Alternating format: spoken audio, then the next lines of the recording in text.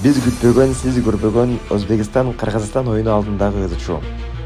Урматтуу күйөрмандар, бул жерде эч кандай Өзбекстан күйөрмандарына айтылган сөз эмес. Бул бар болгону дал ошол Bunyodkor стадион жетекчилерине жана администратор тобуна тиешелүү. 6'da tahminen eşik açıladi, 6'da. 6'da ya постарайтесь, чтобы силерди bir чырайлуу отдельный кыргызышка, чтобы талпада кирмаслык үчүн.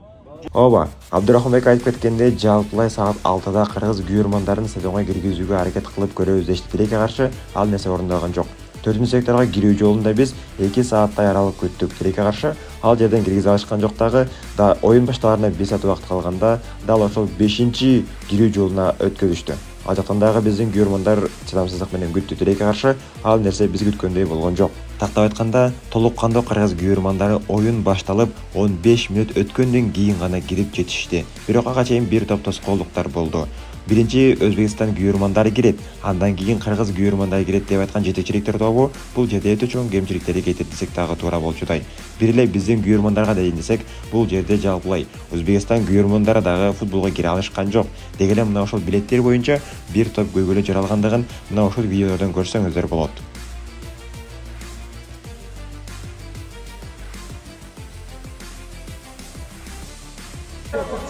Азыркы учурда жалпылай кыргыз күйөрмандары кире элек. Бул жолу көзүн ашып инсан келди, бирок ал инсандар толкун кире элек. Эмне болду? Бизде болгону 100 ашык адам келди. Калгандар жакка бүт. Биринчи өзбек жарандары, андан кийин гана кыргыз күйөрмандары. Тилекке каршы бул нерсе бир аз ыңгайсыз болду. Бизге дагы бул жакта өстүрүш топту дагы.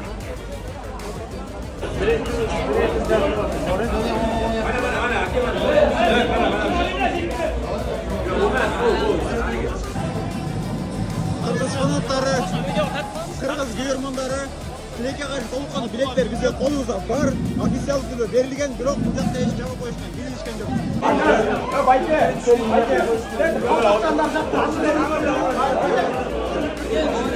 Oyun başlagan 2 saat болду, дагы эле иштеп өтөлөк. Биздин жигиттер наратта турат. Эч ким өтпөйлү.